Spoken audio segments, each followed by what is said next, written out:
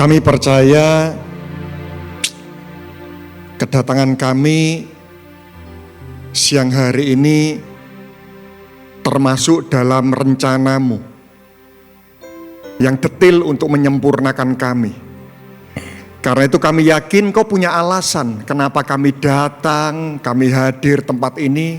Engkau punya tujuan yang spesifik terhadap setiap masing-masing orang, dan itu adalah tujuannya menyempurnakan kehidupan kami.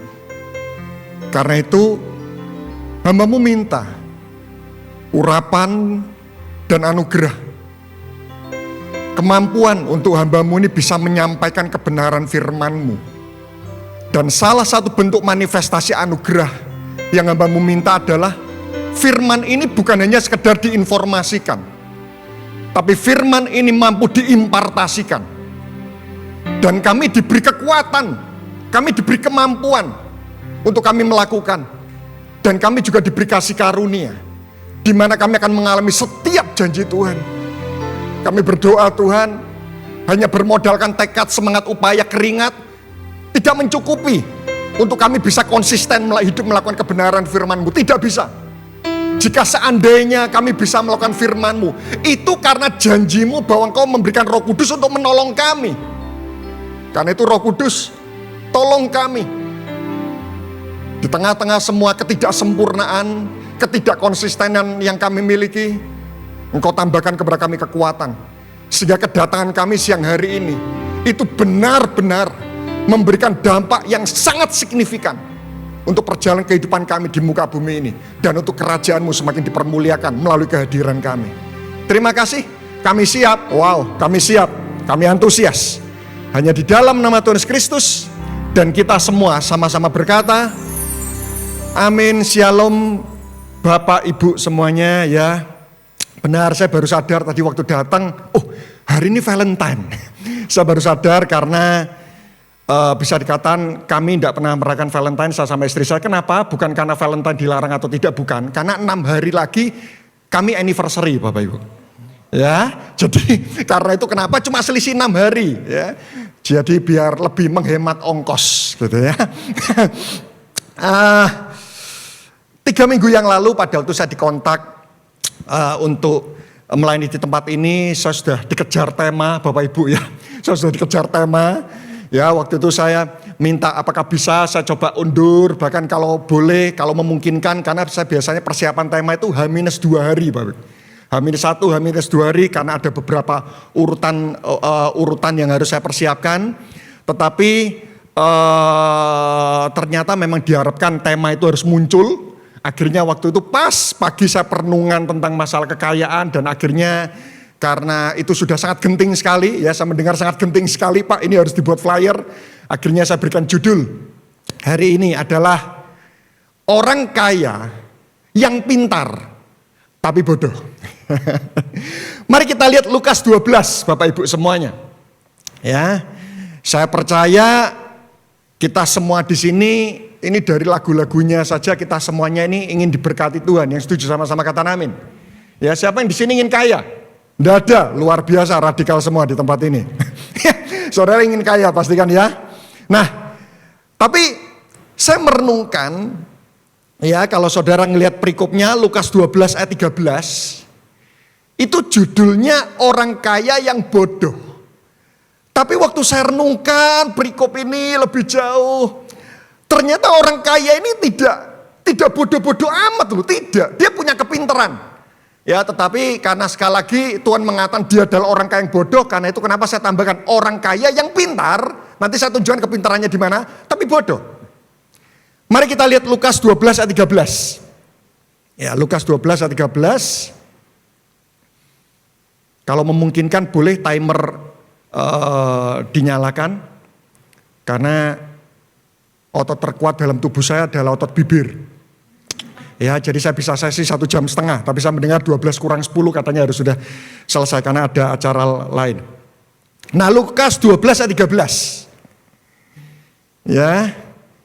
Wow, ini mulai dari ayat pertama saja sudah sangat penting. Saya akan membaca ayat 13, ini penting sekali Bapak Ibu.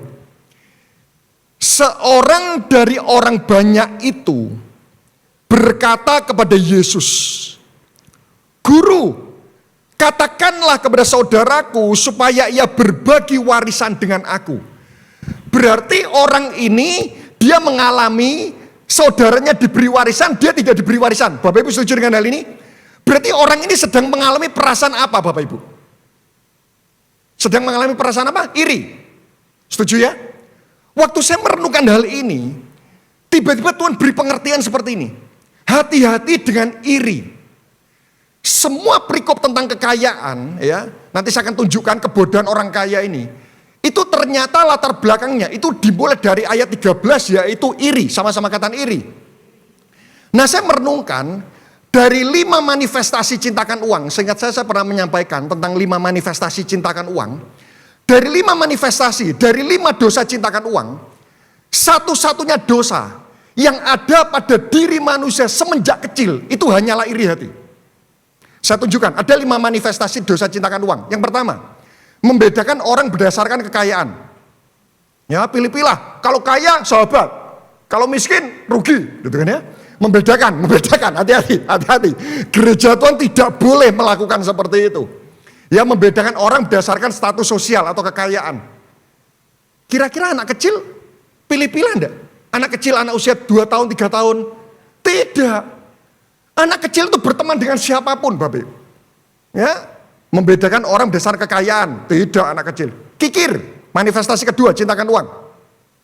Apakah anak kecil kikir? Dia kikir hanya terhadap barang yang dia sukai. Tapi barang yang lain dia mudah memberikan. Saya ingat suatu ketika saya tegur anak saya.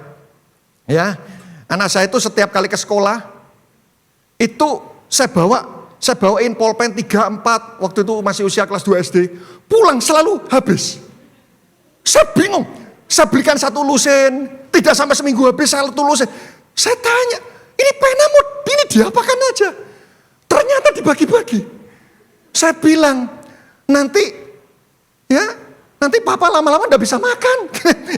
Gara-gara terus bagi papa. Jadi saya berikan 1 lusin, 3 hari habis ya. Anak kecil itu enggak kikir loh. Dia punya apa diberi. Loh, kikir itu biasanya kalau orang sudah dewasa. Dia sudah ngerti pentingnya uang. Kikir, tidak. Dosa ketiga, tamak. Ingin mengumpulkan terus. Tidak pernah puas. Apakah anak kecil tamak? Tidak. Orang tamak itu karena mulai sadar pentingnya uang. Anak kecil masih belum. Iya. Dosa keempat, cintakan uang. Mengandalkan diri sendiri, tidak mengandalkan Tuhan. Anak kecil, oh tidak. Dia mengandalkan orang lain, dia tidak mengandalkan diri sendiri. Tapi iri hati. Anak kecil sudah punya iri enggak, Bapak? Anak kecil. Loh, saya ini punya anak kembar loh. Ya. Itu lahir dari perut yang sama, percayalah. Ya. Itu aja usia 3 tahun sudah mulai iri kok. Itu untung namanya enggak saya samakan. Itu kan biasanya nama kan satu Jonas, satunya Jonis, seperti itu ya. Nah, itu mulai kecil pakaian itu saya bedakan semua, nama itu saya pisahkan ya. Lalu itu aja anak itu mulai kecil itu sudah punya iri. Karena itu waktu saya merenungkan hal ini, tiba-tiba Tuhan itu kasih pengertian, hati-hati dengan iri hati. Iri hati itu adalah satu-satunya dosa tentang cintakan uang. Itu yang mulai ada pada diri manusia sejak kecil. Nggak suka, gereja lain lebih beruntung, nggak suka. Nggak suka orang lain diberkati lebih banyak. Loh, saya sudah kerja 10 tahun, dia kerja 1 tahun. Kenapa gajinya dia meningkat lebih banyak daripada saya? Nggak suka iri. Iri itu artinya seperti ini. Tidak suka melihat orang lain lebih beruntung daripada dirinya. Saya tanya, tadi misal ada 2 singer ya. Tiba-tiba setelah nyanyi, itu ternyata diberi hadiah. Ya, yang pertama 1 bulan ke Thailand. Ya, tadi kan promosinya ke Thailand. 1 bulan ke Thailand gitu ya. Wah, singer satunya, wah ini pasti dapat hadiah yang sama. Enggak. Yang satunya 1 bulan di Kenjeran. Atau 1 bulan mungkin ya ke Bandung. Heran. Pertamanya kalau misal tadi diumumkannya pertama kalinya adalah engkau 1 bulan ke Bandung, wah bersyukur ya dibayari semuanya. Tapi waktu dengar temannya, loh Bandung luar negeri, loh tiba-tiba iri. Berarti iri itu bukan berkatnya kurang. Iri itu tidak suka melihat orang lain lebih beruntung daripada dirinya. Hati-hati Bapak Ibu dengan iri. Ya iri itu mudah sekali bercokol dalam hati kita. Kita lanjut. Ayat 14. Tetapi Yesus berkata kepadanya, saudara, siapakah telah mengangkat aku menjadi hakim atau pengantara atas kamu? 15. Katanya lagi kepada mereka, berjaga-jagalah dan waspadalah terhadap segala ketamakan. Perhatikan ini. Sebab walaupun seorang berlimpah-limpah hartanya, hidupnya tidak tergantung daripada kekayaan itu. Kemudian dia mengatakan kepada mereka suatu perumpamaan. Katanya, ada seorang kaya, tanahnya berlimpah-limpah hasilnya. Ia bertanya dalam hatinya, apakah yang harus aku perbuat? Sebab aku tidak punya tempat di mana aku dapat menyimpan hasil tanahku. Wow, ini kaya betul. Aku tidak punya tempat untuk menyimpan hasil tanah. Lalu katanya, inilah yang akan aku perbuat. Aku akan merombak lumbung-lumbungku. Aku akan mendirikan lebih besar. Aku akan menyimpan di dalamnya segala gandum dan barang-barangku. Sesudah itu akan berkata kepada jiwaku, jiwaku, ada padamu banyak barang. Tertimbun bertahun-tahun, udah pensiun dini, ya. Beristirahatlah, makanlah, minumlah dan bersenang-senanglah. 20. Tetapi firman Allah kepadanya, hai engkau orang bodoh. Pada malam ini juga jiwamu akan diambil daripadamu. Dan apa yang telah kau sediakan untuk siapa itu nanti? 21. Demikianlah jadinya dengan orang yang mengumpulkan harta bagi dirinya sendiri, jikalau ia tidak kaya di hadapan Allah. Nah, Bapak Ibu, saya merenungkan ya, orang kaya ini sebetulnya dia punya kepintaran. Yang pertama, 95% dia pekerja keras, 5% dia punya skill. Karena survei membuktikan orang berhasil ini di luar masalah pertolongan Tuhan, 95% karena bekerja keras, 5% karena skill. Berarti orang muda ini dia pekerja keras, dia punya skill, dia punya kemampuan mengelola harta dan waktu dengan baik. Setuju? Kalau orang kaya biasanya dia bisa mengelola harta dan waktu dengan baik. Dan saya yakin orang kaya ini kalau setiap kali pergi gereja, dia mengatakan seperti ini, Allah memberkati bisnisku. Kenapa? Karena salah satu bisnis yang sangat bergantung kepada Tuhan itu adalah pertanian. Setuju? Pertanian itu butuh cuaca. Cuaca itu adalah arealnya Tuhan. Karena itu kenapa saya meyakini orang muda ini kalau pergi gereja, Allah ada di pihakku. Diberkati Tuhan luar biasa. Dan orang muda ini, orang kaya ini, dia juga bukan orang jahat. Tidak dikatakan penipu, tidak dikatakan pencuri, tidak dikatakan koruptor. Saya yakin moralnya baik. Karena orang jahat biasa, moralnya tidak baik biasanya malas. Orang moralnya tidak baik biasanya malas. Ini pasti orang kaya ini jarang dugem. Kenapa? Karena besok harus bangun untuk bekerja. Ya, moralnya baik. Dia pemberi solusi yang handal. Suatu ketika hartanya penuh, lalu dengan cepat dia mengatakan aku akan membuka lumbung-lumbung lagi. Nah, tetapi kenapa Yesus mengatakan bodoh? Kenapa? Dia diberkati. Cuaca terbaik dia terima. Dia pinter, dia rajin. Tapi kenapa Tuhan mengatakan bodoh?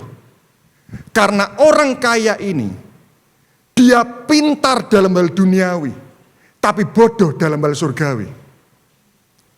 Dia ahli dalam hal aspek jasmani, tapi lemah dalam hal aspek rohani.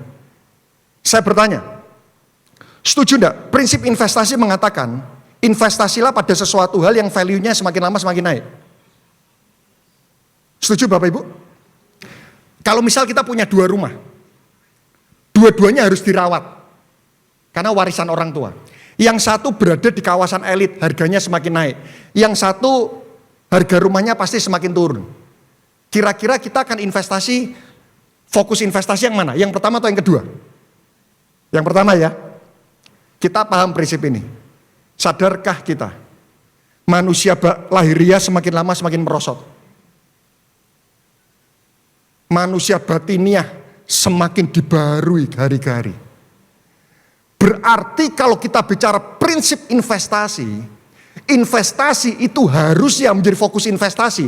Itu pada sesuatu hal yang value-nya semakin lama semakin naik. Berarti sebenarnya boleh enggak investasi pada manusia jasmani? Boleh juga enggak? Boleh, ya jangan sampai nanti datang ke sini kumus-kumus ya. Pakainya compang-camping gitu. Jangan, ya. Dua-duanya perlu kita rawat. Tapi salah. Kalau fokus investasi kita pada sesuatu yang semakin lama semakin menurun. Kita berhasil hanya dalam paruh kehidupan. Tapi paruh kehidupan yang lain, di kehidupan di kekekalan, kita tidak pernah investasi. Ingat, jangan sampai Bapak Ibu, rekening kita di bumi itu nolnya sampai tembus buku tabungan. Nol gitu ya. Tapi rekening kita di surga, minus-minus terpotong administrasi. Saya akan masuk secara cepat. Ada 5 ciri orang kaya yang bodoh. Ada 5. Kalau boleh tahu saya ingin memastikan, siapa yang di sini ingin kaya?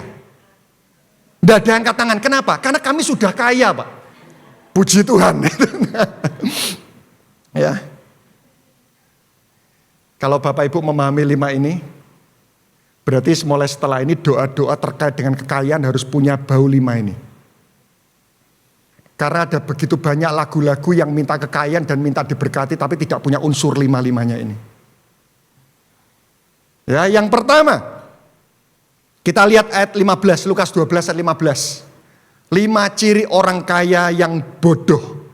Saya berdoa kita semua di tempat ini menjadi orang kaya yang bijak.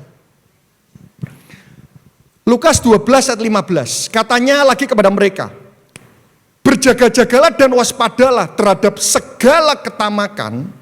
Perhatikan di sini, sebab walaupun seorang berlimpah-limpah hartanya, dikatakan berikutnya, hidupnya tidaklah tergantung daripada kekayaan itu.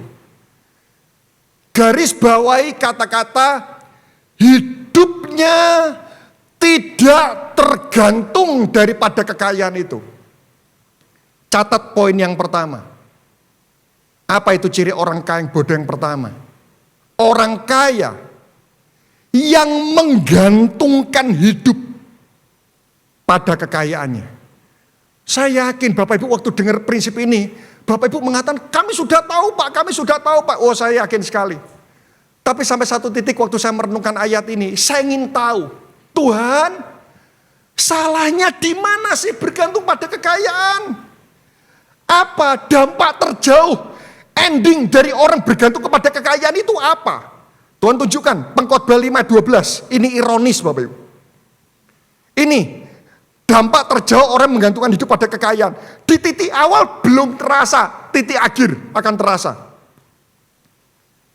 Pengkhotbah 5:12. Dikatakan di sana, Pengkhotbah 5:12 mulai kata ada kemalangan. Mungkin ayat di atasnya atau di bawahnya mungkin? Oke.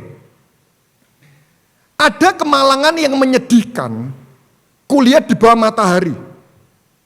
Kekayaan yang disimpan oleh pemiliknya, disimpan. Menjadi apa Bapak Ibu? Kecelakaannya sendiri. Tiba-tiba Tuhan ingatkan, kenapa kita tidak boleh bergantung pada kekayaan? Perhatikan ini sifat kekayaan. Perhatikan ini sifat kekayaan. Ternyata kekayaan itu bisa menjelma menjadi sebuah musibah kalau kita mengandalkannya. Jadi kekayaan itu menolong hidup kita. Tidak menutup mata. Sekolah butuh uang atau tidak? Makan butuh uang atau tidak?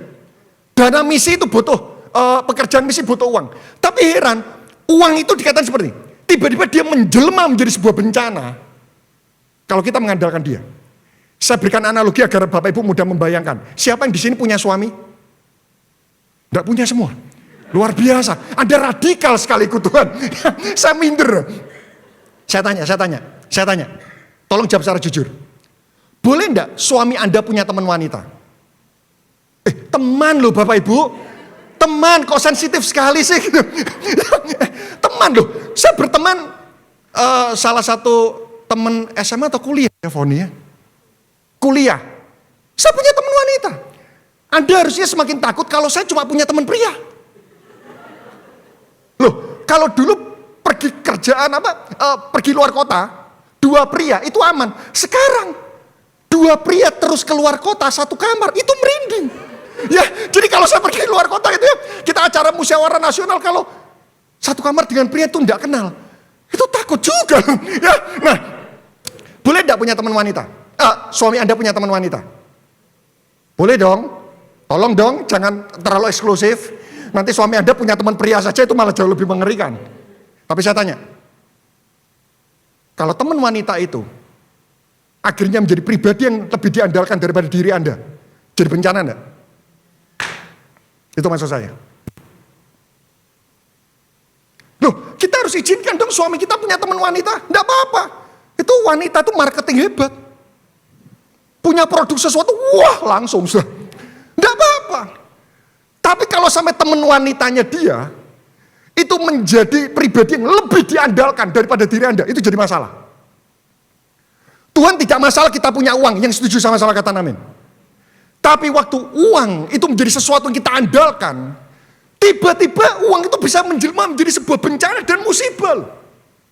Contoh, orang-orang menggantungkan hidup pada kekayaan. Contoh, ucapannya seperti ini. Butuh berapa sih? Sudah bayar saja. Di poin pertama ini saya coba merenungkan, ya saya tidak mau kejar-kejaran dengan materi dah. Kalau saya sampai poin 3 sudah, saya sampai poin 3 aja. Nah, ciri-ciri orang menggantungkan hidup pada kekayaan. Saya coba browsing sampai pada lini-lini terkecil agar kita mudah mengaplikasikan karena firman ini sudah sering kali disampaikan. Orang yang menggantungkan hidup pada kekayaan itu seperti ini. Uang itu menjadi refleks awal pertolongan dalam hidupnya. Langsung refleksnya itu uang. Ada masalah? Butuh berapa sih? Bayar. Dulu waktu tidak punya uang, bagaimana? Responnya bagaimana kalau ngalami masalah? Ini wajah Bapak Ibu kok tidak pernah ngalami masalah gitu. Ini luar biasa. Gitu. Dulu pada waktu kita tidak punya uang, saya tidak tahu Bapak Ibu pernah ngalami atau tidak masalah ini gitu ya. Kata-katanya gini lah, Tuhan, apa yang kau ingin untuk aku lakukan ya? Tapi kenapa pada waktu dompet mulai tebel? Refleks awalnya itu bukan Tuhan, refleks awalnya itu uang. Butuh berapa sih? Butuh berapa? Ya, cuma 10 juta. Bayar. Bapak Ibu setuju enggak? Kekuatan uang itu hampir sama dengan kekuatan Tuhan. Tuhan bisa memberi kebahagiaan, kegembiraan. Uang bisa membeli kegembiraan. Wah, pura-pura tidak. Anda tengkar sama suami, tiba-tiba dapat hadiah undian Ferrari, langsung rukun. Ya. Ini, manifestasi lagi ya. Ada uang makin percaya diri ngadepi masalah. Banyak loh, orang Kristen ya. Keyakinan kemenangannya atas masalah, itu terletak pada banyaknya uang. Ada uang, aman. Bapak Ibu saya coba renungkan ini. Karena prinsip kita jangan menggantungkan hidup pada kain itu sudah sering kali kita dengar. Saya coba merenungkan Tuhan aplikasinya apa. Makin punya banyak uang kok pede yang ngadepi masalah. Dulu kalau sudah tidak punya uang seolah gini. Melangkah 1 langkah bencana. 1 langkah bencana. Tapi kalau punya banyak uang heran. Kok berani ya ngadepi apapun. Bapak Ibu hati-hati. Karena itu kenapa kadang-kadang Tuhan izinkan kita mengalami masalah-masalah yang tidak bisa diselesaikan dengan uang. Sakit, ditipu orang, finansial mengalami kekeringan, bencana. Tujuan Tuhan satu, untuk menunjukkan ketidakmampuan uang dan kemahakuasaan Tuhan. Saya ini orang Belitung. Belitung, mulai kecil saya sudah bekerja, mulai SD saya sudah bekerja. Saya jualan coklat jago. Ya, kalau Bapak Ibu pernah tahu. SMP saya bekerja Karena orang tua saya mengatakan seperti, hidup itu susah, kamu harus bekerja keras. SMP saya sudah mulai kerja. Lulus SMP, saya sudah bisa beli motor sendiri. SMP, Pak. SMA, kuliah, saya punya target waktu SMA, itu saya sambil sekolah, saya sambil bekerja, saya punya target seperti, tabungan saya harus 2 kali lipat setiap tahun. Itu pokoknya tabungan fresh money-nya harus 2 kali lipat terus. Sampai satu titik, Tuhan ajari saya. Tiba-tiba saya ditipu teman. 70% tabungan saya selama 16 tahun saya bekerja diambil. Jadi tabung, habis. Kumpulkan lagi, anak sakit prematur, habis lagi. Kumpulkan lagi di masa pandemi, istri saya kena tumor otak, habis lagi. Akhirnya sampai satu titik saya mengatakan, Tuhan, aku tahu, sekarang aku sadar, tidak bisa gantung sama uang. Memangnya tumor otak, ini riset di Malaysia ya. Ini riset di Malaysia. Persentase orang miskin sembuh dari kanker itu jauh lebih besar daripada persentase orang kaya sembuh dari kanker. Loh, kok bisa? Kok bisa? Karena orang miskin tidak punya apa-apa, teriaknya ke Tuhan. Loh, ini betul, ini saya dapatkan riset dari Malaysia. Jadi waktu kami tidak ada dana, doa itu sampai diriset betul. Karena itu kenapa Tuhan terima kasih buat istri yang pernah kena tumor otak. Terima kasih buat orang yang pernah menipu. Terima kasih buat anak yang akhirnya lahir prematur 2 bulan ada di ICU. Karena itu membuat aku semakin sadar. Uang ada batasannya. Doa saya tentang uang itu yang pertama seperti ini. Tuhan, tolong agar uang tidak pernah bisa memberikan rasa aman dalam hidupku.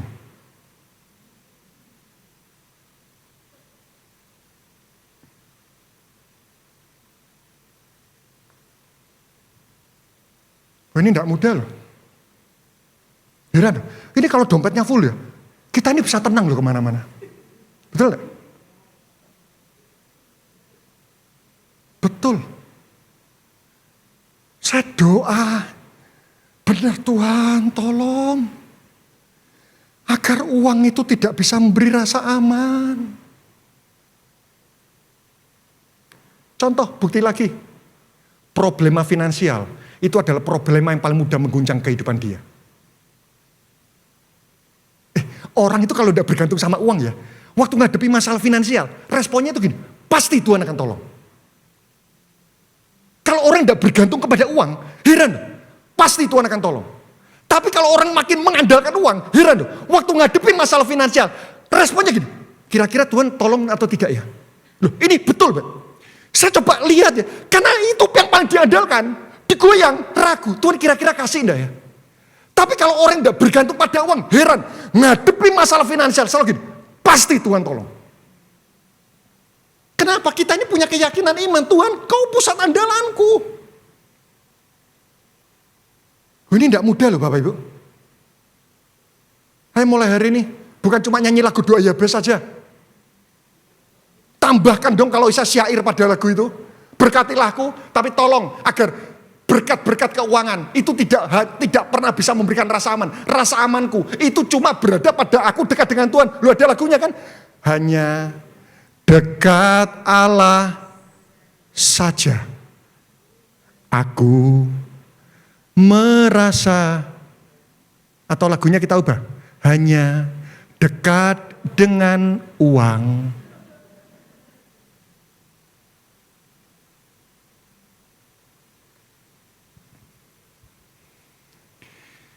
Yang kedua, Lukas 12 ayat 16.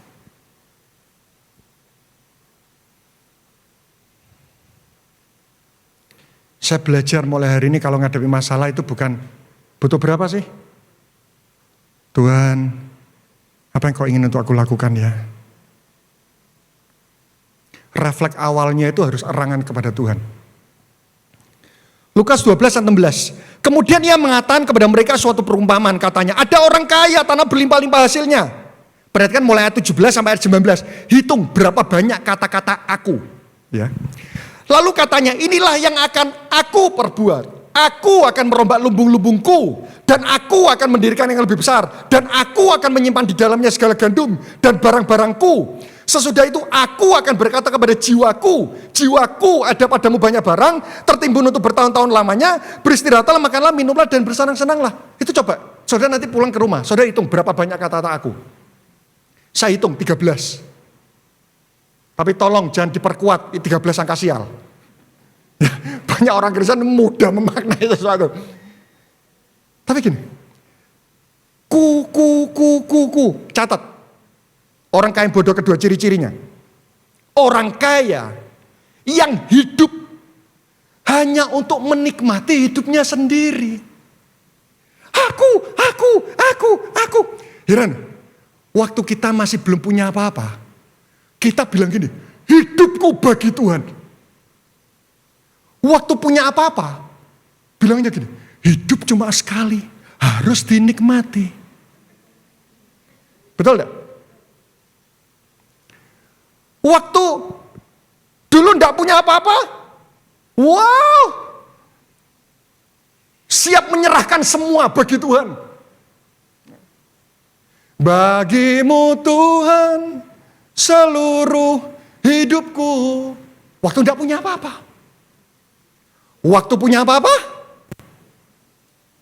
sulit serahkan semua ke Tuhan. Loh, itu dulu waktu saya setelah ditipu ya, itu nyanyi lagu, bagimu mantep. Nggak punya apa-apa. Tapi waktu punya apa-apa, heran, keyakinan nyanyi itu kok ngalami penyusutan. Dari itu saya mulai merenungkan, uang itu bisa merubah fokus hidup dari mana?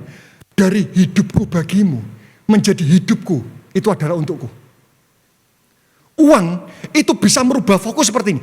Dari kebulatan hati, siap kehilangan apapun asal tidak kehilangan Tuhan. Dulunya siap kehilangan apapun asal tidak kehilangan Tuhan. Tiba-tiba menjadi berubah, hanya berani mengucap syukur atas kebaikan Tuhan. Loh, dulunya siap kehilangan apapun asal tidak kehilangan Tuhan. Setelah kaya, aku hanya berani menjadi pribadi yang mengucap syukur atas berkat yang Tuhan berikan. Kok keradikalannya berbeda ya? Kalau dulu mencintai Allah total, sekarang mulai berangsur-angsur mencintai dunia. Karena itu kenapa saya kagum dengan Daud.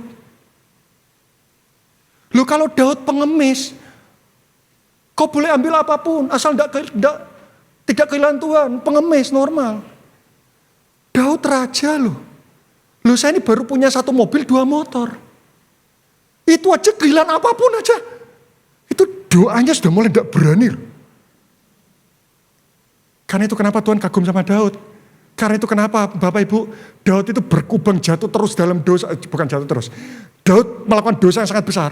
Tapi Tuhan aman memberkati Daud. Kenapa? Meskipun di puncak kejayaan, Daud tetap mengatakan, Tuhan kamu mau ambil aja semuanya.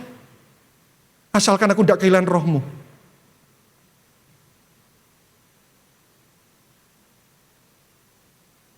Ya. Bahkan di ayat 19, wah, ini orang kaya ini sudah berkata untuk masa depannya kok. Aku berkata pada jiwaku ada banyak barang, tertimbun untuk bertahun-tahun lamanya. Istirahat, makan, minum, senang-senang. Ini orang kaya ini sudah menentukan akhir hidupnya. Itu adalah hidup untuk diri sendiri. Oh, ini dia aja sudah menentukan akhir kehidupannya itu hidup untuk bersenang-senang. 20 Tuhan memberi nasihat. Ini seperti halilintar di siang bolong. Tetapi firman Allah kepadanya, hai engkau orang bodoh, pada malam ini juga jiwamu akan diambil. Dan apa yang telah kau sediakan untuk siapa itu nanti? Penyesalan terbesar itu adalah penyesalan yang selalu punya korelasi dengan kematian. Bapak Ibu, saya berdoa, saya berharap agar ranjang rumah sakit dan waktu-waktu terakhir itu tidak pernah membuat kita menyesal atas sesuatu hal yang belum kita lakukan di muka bumi ini. Jangan sampai kalau setelah nyampe ranjang rumah sakit menjadi media penginjilan Tuhan buat kita. Aduh, Tuhan Tuhan, tidak bisa apa-apa. Terus ya apa? Waktu-waktu terakhir, ada kena stroke. Waktunya sudah tinggal 1 minggu. Dan waktu-waktu terakhir, itu menjadi momen penginjilan dan penyesalan. Tuhan, aku sudah tidak punya waktu lagi. Ayo, Anda makin diberkati, harusnya Anda makin punya banyak waktu untuk kita melayani Tuhan sungguh-sungguh. Yang ketiga dah, poin terakhir. Ayatnya sama, tetapi firman Allah kepadanya, hai engkau orang bodoh, pada malam ini juga jiwamu akan diambil daripadamu, dan apa yang telah kau sediakan, untuk siapakah itu nanti? Catat yang ketiga, untuk siapa? Kamu yang ngumpulkan, tapi untuk siapa? Diambil. Ini ironis. Catat yang ketiga, orang kaya yang tidak punya kuasa menikmati kekayaannya. Loh, ini ironis loh. Dia yang bekerja, dia mengumpulkan, dia yang berkeringat, tapi dia tidak bisa menikmati. Ada banyak orang kaya, dia kerja sungguh-sungguh, tapi akhirnya tidak bisa menikmati. Sakit, stroke koroner, stroke jantung koroner, kolesterol, diabetes, terus apa lagi? Asam urat, encok, osteoporosis tadi kan ya. Tidak bisa menikmati. Lihat Pengkhotbah pasal 6 ayat 1. Ini kemalangan, betul kemalangan. Jadi doa Yabesnya bukan cuma minta berkat, tapi kita juga harus minta kuasa agar kita bisa menikmati berkat yang Tuhan berikan. Pengkhotbah 6 ayat 1. Ada suatu kemalangan yang telah kulihat di bawah matahari yang sangat menekan manusia. Ini kemalangan. Ayat yang kedua. Perhatikan. Orang yang dikaruniai Allah kekayaan. Waduh. Dikaruniai kekayaan, harta benda dan kemuliaan. Loh, yang mengaruniai orang ini dengan harta benda, kekayaan, kemuliaan, itu Tuhan. Ya. Orang yang dikaruniai, jelas yang memberi karunia adalah Allah. Kekayaan, harta benda dan kemuliaan. Sehingga apa Bapak Ibu? Sehingga apa? Ia tidak, ini ayatnya, oh tidak ada. Ya, enggak apa-apa. Anda belajar untuk mandiri ya. Ayo coba, saudara buka. Pengkhotbah 6 ayat 2. Orang yang dikaruniai Allah kekayaan, harta benda dan kemuliaan, sehingga ia tidak kekurangan apapun yang diinginkan.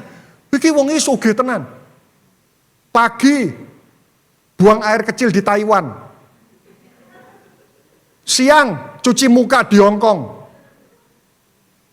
Malam cuci kaki di Korea. Saya tidak tahu itu secara jam mengikuti Isa nutut atau tidak. Loh ini loh. Sehingga ia tidak kekurangan apapun. Anda minta apa? Ya, Ferrari 1 lusen. Itu kalau beli hitungannya bukan buah, lusen. Sehingga ia tidak kekurangan apapun. Itu di setiap kota punya rumah. Wah. Tetapi orang itu tidak dikaruniai apa? Kuasa untuk menikmati. Nah ini yang lebih ironis. Melainkan siapa yang menikmati? Wah. Kita yang berkeringat, kita tidak kekurangan, kita tidak punya kuasa menikmati, dan orang lain yang menikmati. Uang kita banyak karena sudah terlalu banyak, kita tidak bisa menikmati, pasti ada orang lain menikmati dong. Ya, kita sakit, akhirnya pelayan-pelayan kita yang menikmati semuanya. Kita kaya, tapi banyak orang datang minta suap. Loh, inilah kesia-siaan. Karena itu Bapak Ibu, tetap melekat kepada Tuhan agar kita diberikan kuasa, hikmat, dan waktu untuk menikmati setiap berkat yang Tuhan berikan dalam hidup kita.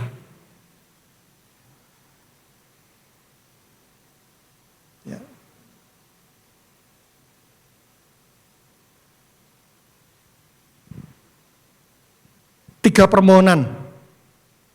Tiga doa permohonan terkait dengan kekayaan. Ya, saya beri 3 saja. Kalau tadi 3 poin, maka ini 3 doa permohonan dong yang terkait dengan kekayaan. Yang pertama, Anda kalau minta diberkati, tolong berdoalah yang pertama. Agar kekayaan tidak pernah bisa memberikan rasa aman dalam hidup kita. Jadi kalau kita, Tuhan berkati aku, tapi tolong agar berkat yang kau berikan itu tidak pernah bisa menggantikan rasa aman dengan pribadimu, yang berada dekat dengan aku. Doa permohonan yang kedua. Agar makin banyaknya kekayaan justru membuat kita semakin rajin dan memiliki waktu lebih banyak untuk melayani Tuhan. Ada orang itu hartanya dimakan ya. Meskipun anaknya itu 1 gros, itu udah habis-habis loh. Tetap kerja terus melupakan yang namanya keseimbangan hidup melayani. Yang ketiga, doa permohonan yang ketiga terkait dengan kekayaan. Agar kita diberi kuasa dan anugerah menikmati kekayaan yang sudah Tuhan berikan. Saya berdoa, kita semuanya mengalami janji Tuhan ini. Mari kita tutup dalam doa. Saya berdoa agar Tuhan tidak pernah dilema memberkati kita. Mari jadi orang kaya yang bijak, Bapak Ibu. Kekayaan tidak bisa menggeser keyakinan kita akan rasa aman terhadap Tuhan. Firman-Mu telah Engkau sampaikan. Roh Kudus, sempurnakan dalam hati kami, dalam kehidupan kami. Kami berdoa agar berkat kelimpahan bukti cinta-Mu yang Kau berikan kepada kami justru tidak membuat hidup kami ini makin menyimpang. Tidak membuat hidup kami ini terpaut justru dengan kekayaan yang Tuhan berikan. Tapi biarlah semakin banyak berkat-Mu itu membuat kami semakin kagum akan pribadi Tuhan yang mencintai kami. Kami berdoa agar Engkau punya rasa aman pada waktu Engkau mencurahkan berkat-Mu atas kehidupan kami. Amin. Terima kasih. Dan sebelum kami tutup ibadah kami sadar kami butuhkan berkat dan penyertaan-Mu. Oleh karena itu kami mengangkat tangan kami menengadakan wajah kami. Biar berkat dari Allah Bapa yang Maha Sempurna dan berkat dari cinta kasih Tuhan Yesus Kristus yang telah dibuktikan kepada kita melalui karya salib dan berkat penyertaan 24 jam dari Roh Kudus, itu yang selalu menuntun kita, membimbing kita, menyempurnakan kita. Sehingga biarlah apapun yang kita pegang Tuhan buat berhasil. Sehingga biarlah setiap daerah yang kita injak, kerajaan Allah memerintah di tempat itu. Sehingga biarlah setiap keputusan yang kami ambil, baik itu secara kebetulan, tiba-tiba memberikan kemenangan dalam hidup kami. Sehingga biarlah setiap orang-orang yang berjumpa dengan kami, mereka semakin sadar bahwa mereka butuh Tuhan. Sehingga biarlah setiap apapun yang kami pikirkan dan kami doakan yang sesuai dengan firman Tuhan akan terjadi tepat pada waktunya. Terima kasih Bapak, kami terima berkat-Mu hanya di dalam nama Tuhan Yesus Kristus. Dan kita semua sama-sama berkata, Amin. Terus memberkati kita semuanya. Silakan duduk Bapak Ibu.